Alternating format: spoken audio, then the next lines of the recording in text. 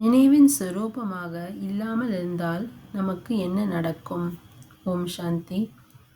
மாயை பலவீனமான குழந்தைகளின் இணைப்பை உடைத்து விடுகின்றது மற்றும் அவர்களுக்கு துக்கத்தை கொடுக்கின்றது. அவர்களுக்கு துக்கம் கொடுப்பதற்கான ஒரு காரணம் இருக்கின்றது. ஏனென்றால் அந்த குழந்தைகள் சோம்பேறித்தனம் மற்றும் அலட்சியத்தால் முழு நாளிலையும் பாதிப்படைந்து உள்ளனர். அவர்களின் கவனமும் மிக குறைவாக இருக்கின்றது.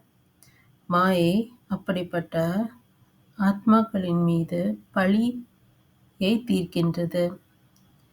ஏனென்றால் அப்படி பழி தீர்த்து கொண்டு அவர்கள் ஆசீர்வாதங்களை பெறும் நேரத்தில் அவர்களை தந்தையின் கட்டளைகளை பின்பற்ற முடியாமல் செய்துவிடுகின்றது.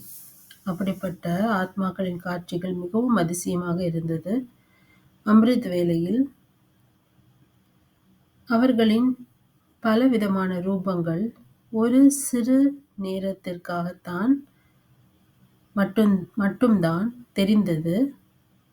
சில நேரங்களில்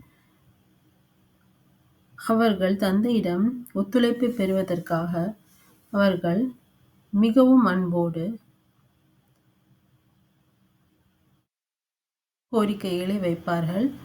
சில நேரங்களில் தந்தையை மகிழ்விப்பதற்காக தந்தையின் புகழையும் தந்தையின் கடமையையும் ஞாபகப்படுத்துவார்கள்.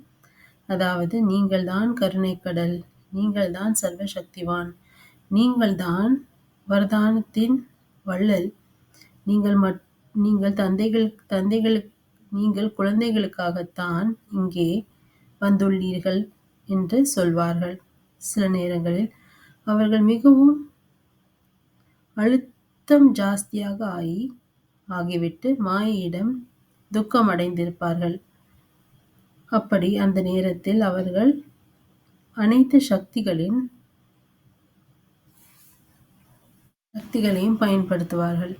சில நேரங்களும் அவர்கள் வாளை பயன்படுத்துவார்கள். சில நேரம் வேறொரு கருவியை பயன்படுத்துவார்கள். அவர்கள் மிகவும் அழுத்தமாக இருந்தாலும் கூட, ஏனென்றால் அவர்கள் ஏன் அழுத்தமாக இருக்கின்றார்கள் என்றால் அவர்களிடம் விழிப்புணர்வு இல்லை. அதாவது, நான் தந்தையின் கட்டளைக்கு கீழ்ப்படிவானாக இருக்கின்றேனா, நம்பிக்கையுடன் இருக்கின்றேனா மற்றும் நினைவு சொரூபமாக சதா இருக்கின்றேனா என்ற அந்த விழிப்புணர்வு அவர்களுக்கு இல்லை.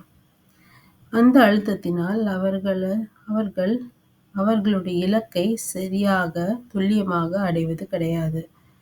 இந்த காட்சிதான் மிகவும் அற்புதமானதாக இருக்கின்றது. ஓம் சாந்தி.